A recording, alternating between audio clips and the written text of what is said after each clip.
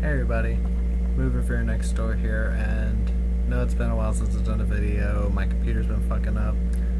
I have a new laptop, but as I said in my short, the charger, the backup charger, because the charger that came with it doesn't work, has not arrived yet.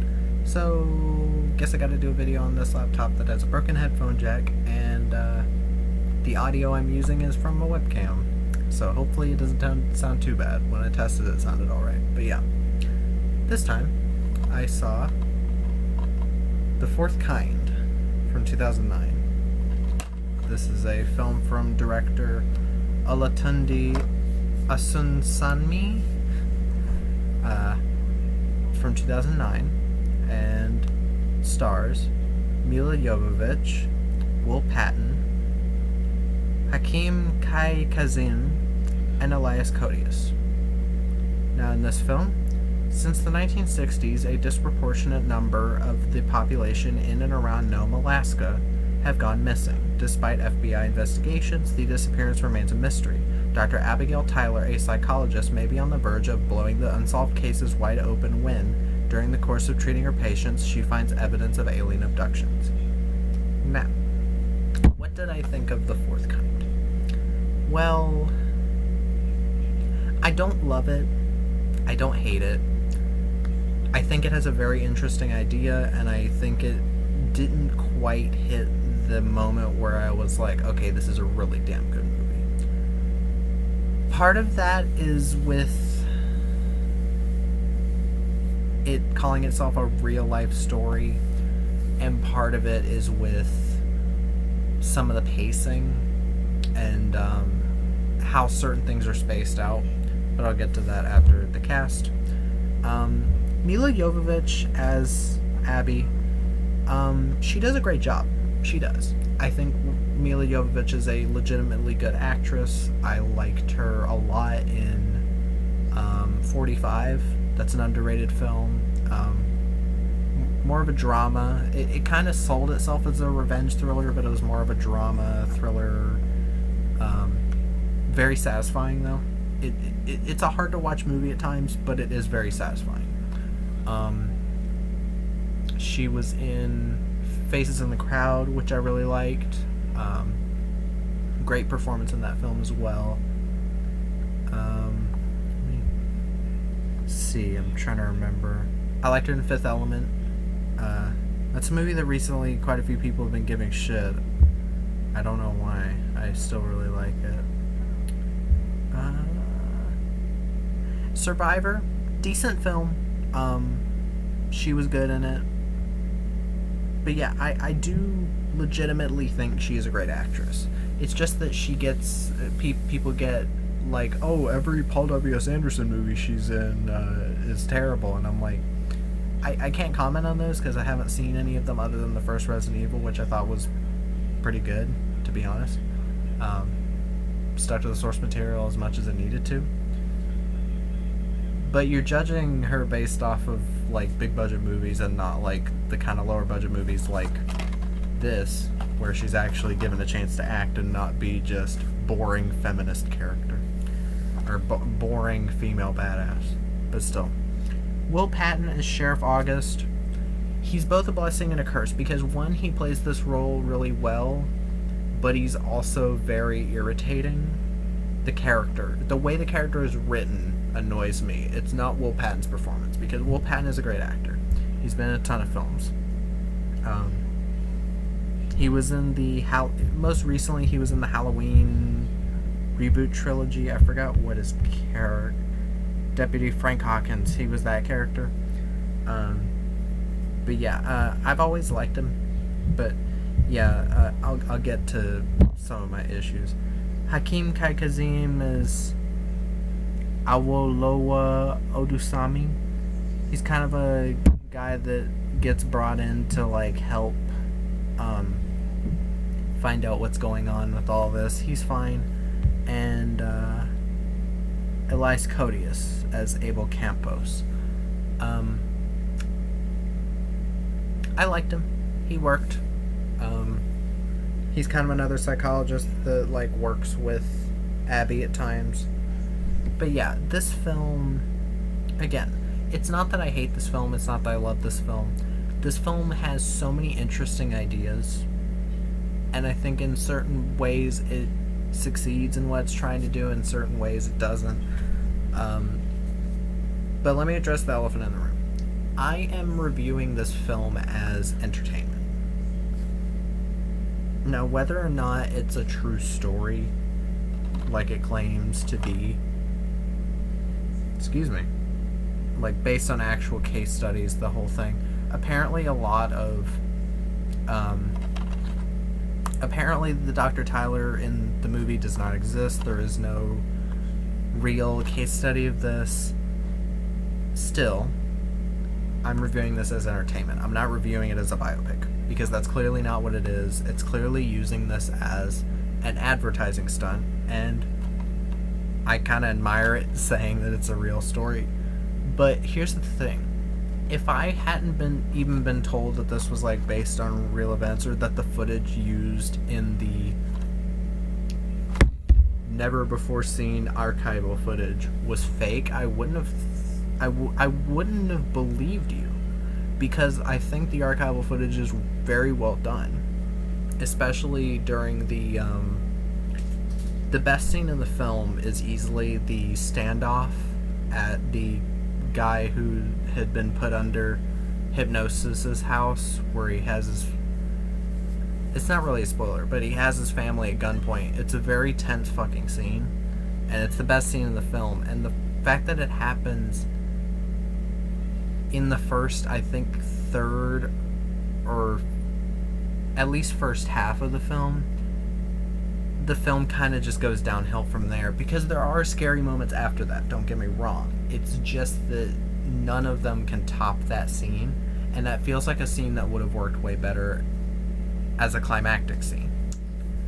But in that scene, I thought sorry if you can hear cats, but like it seems like it was very much, it felt like real footage. It did. And yes, the acting may not be the best, but it still worked really well. The editing choices didn't annoy me. The whole like different places on the screen, like different camera shots at the same time, mixing the archival footage with the movie footage, was an interesting choice. I really do commend this film for trying to do something different. It seems like this director, Olatunde Osunsanmi, I butchered that, he likes this idea because he kind of did it again in a film called Evidence from 2013, where there's detectives like reviewing footage from a crime scene and trying to unmask who this killer is and find these other victims and see if they can catch him in the act, which I do own that film. I found it cheap somewhere, and I was like, okay, yeah, I was always going to see that. But yeah, this film, one of the main issues is, that the film is not spaced out the best. It takes quite a bit of the film to get to the next scene of possession, or not possession, I keep saying it. It takes a while for the film to get to something super interesting. And what I mean by that is, in the first half, it's well spaced out, and when it gets to the scene of the standoff at the house, which I know I described what happened in the scene kind of, but that scene was really fucking intense. Like, it was a fantastically done scene. And I think the issue with putting a scene like that smack dab in the middle of your film, and then the ending kind of being what it is. Not that the ending was like super unsatisfying, it's one of those endings kind of like The Devil Inside, where they're like, oh, look up more about the case, but instead of that, it's more just text on the screen explaining what happened to the real person who apparently doesn't exist at all. And I kind of wish they had just gone, like, jumped shoot and just said, oh, it's not based on the real story at all, and then it's like they do a bunch of wild shit. I kind of wish it had done that. This film does have creepy moments, though. There are very creepy moments in the film, And my issue is that it just doesn't have enough of them. It'll be every so often. They are legitimately creepy again, but you need a bit more than a few moments in the film. And again, even with the concept of the whole like showing the archival footage and the real footage of like the actors within the film, not the actors in the archival footage, like Milla Jovovich and then the supposed real Abby Tyler or whatever. It's that they don't do enough with it, and that kind of disappointed me. Because the scenes where they do use it, they use it well, and it doesn't feel intrusive. It doesn't feel like it takes me out of the movie. I feel like I'm seeing more of an emotional standpoint to the events happening. There are certain times where it goes into just archival footage, which was interesting, and yeah, there are some creepy moments in it. But let me get to the things that piss me off at times. Will Patton's character. There are two characters that I hated in this. Straight up hated because there weren't really given much dimension. Milla Jovovich's character is well done, well acted. Milla does a great job, and well written. It's Sheriff August and Raphael Coleman playing Ronnie Tyler, who is Abby's son. The issue with August is that literally all of his scenes in the film have to do with, oh, you got those people killed, oh, you got, I don't want to hear your mumbo jumbo. Yet he keeps asking her these questions as if her answer is going to change. He's one of those characters in, like, films kind of like Candyman where they're like, I don't believe that someone else killed that man. You killed that man. I'm not going to believe you because you're a woman. That whole thing. He never outright mentions, like, her gender or whatever. But it kind of feels like the same thing that happens in a lot of psychological thrillers, shitty psychological thrillers, where the ending is basically, oh, it was all in my head. And there are films that have done that well, Jacob's Ladder being one of them. But the issue with it in this film is that it's such a one-dimensional character that it really sticks out to me.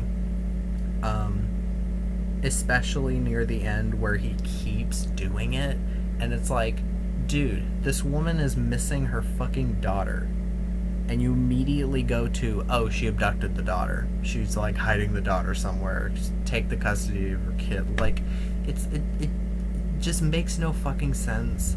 They never really, none of it really adds to anything, and to be honest, I kind of wish Will Patton's character wasn't in the film, even though I like him as an actor.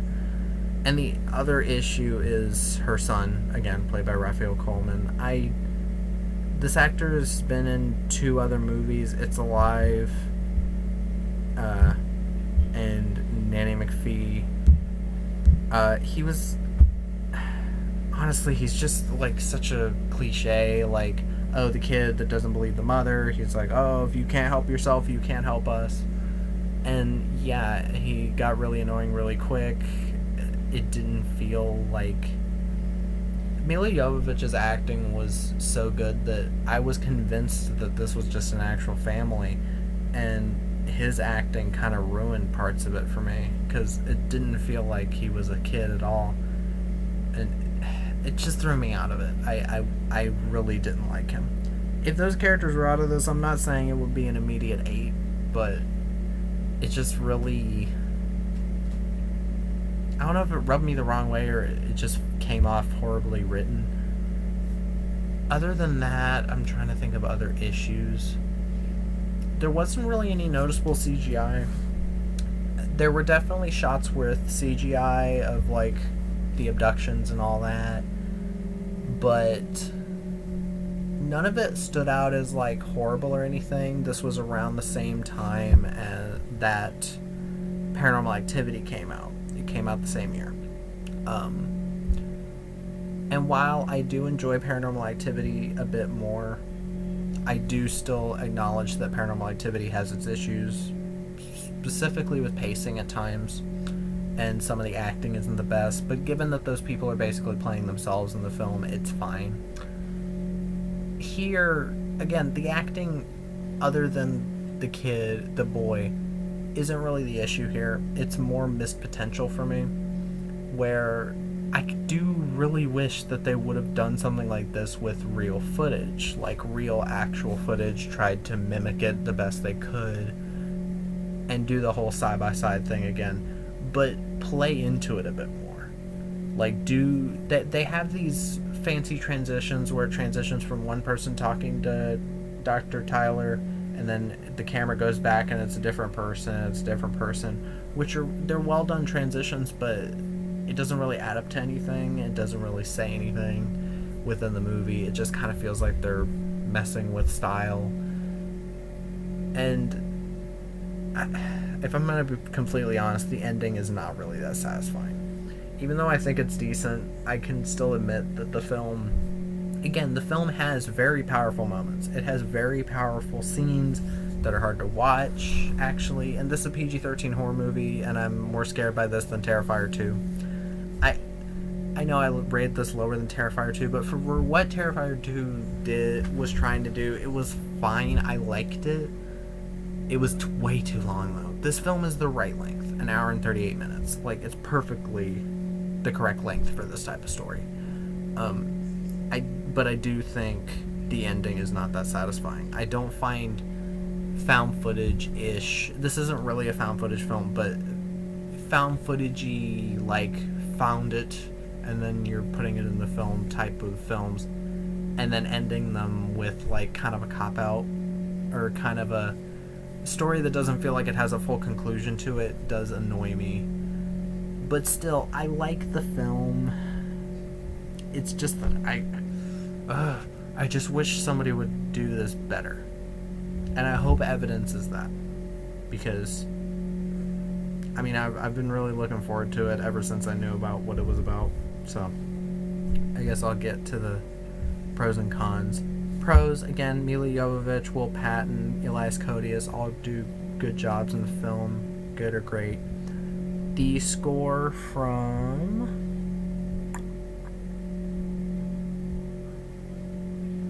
Atle Arvarsson worked very well. It was very ominous, very spooky, actually.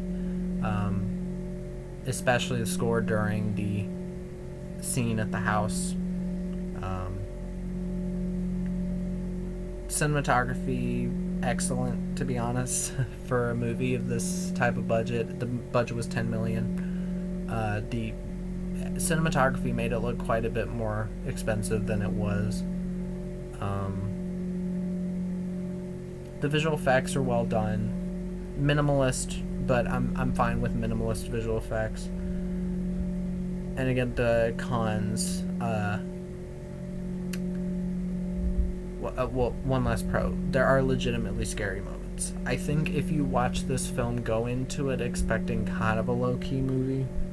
Like, low-key as in, like, don't expect, like, a scare-a-minute type of film. Because that's not what this is. Go into it expecting an alien abduction film. But, cons, again, I didn't like how Will Patton and Raphael Coleman's characters were written. The ending is a bit unsatisfying, again. I wish the film was paced out more because the first half is easily better than the second half, and I don't get into that much, where I feel like the second half just completely blows it. The second half of this film doesn't completely blow the rest of the film, but it does hamper it quite a bit. And yeah. If you see this somewhere cheap, sure, go ahead and get it. I got this at a thrift shop. Probably spent like $1.50 on it. That's fine. But yeah, I hope y'all enjoyed my review of The Fourth Kind. If you liked the video, like, subscribe, comment, whatever. And Movie Reviewer Next Door, out.